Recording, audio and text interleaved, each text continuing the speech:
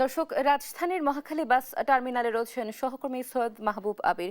সরাসরি যোগ দিচ্ছেন তিনি। আবির, নিশ্চয়ই শুনতে পাচ্ছেন আমাকে। বাস টার্মিনালে এখন ভিড় রয়েছে কিনা এবং ঈদ যাত্রা নিয়ে যাত্রীরা কি বলছেন, তাদেরকে ভোগান্তি পোহাতে হচ্ছে কিনা জানাবেন।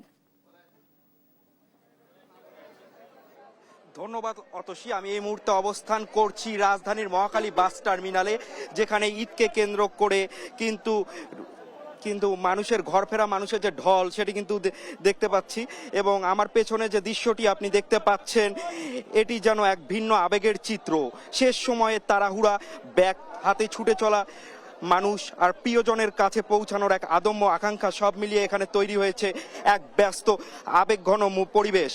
নারীর টানে মা বাবা, স্ত্রী, সন্তান আর প্রিয়জনের মুখ দেখার আকুলতা, এই টানে হাজারো মানুষ ছুটেছেন গ্রামের পথে।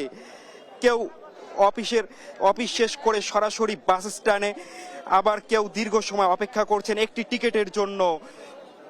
তবে এই যাত্রা একেবারেই সহজ নয়।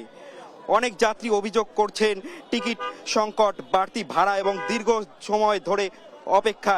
বিষয়টি নিয়ে তারপরও সব কষ্ট যেন শেষ হয়ে যায় যখন সামনে থাকে আপনজনের হাসি মুখ।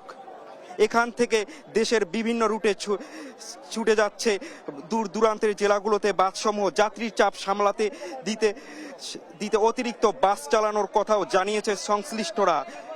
এখন আমরা সরাসরি একজন যাত্রীর সাথে কথা বলবো এবং জানবো কেমন দেখছেন এবারে, কেমন দেখছেন? খুব ভালো, খুব ভালো। টিকিটের কি কোনো বাড়তি দাম নিচ্ছে? না। কোথায় যাবেন আপনি? আমি যে ময়মনসিং। তো যেমনটা আমরা শুনছিলাম, আরেকজনের সাথে আমরা কথা বলার চেষ্টা করব। জি ভাইয়া ভালো, এবারের তুলনায় এখন কোনো বাড়তি ভাড়া নেওয়া হয়নি এই মুহূর্তে।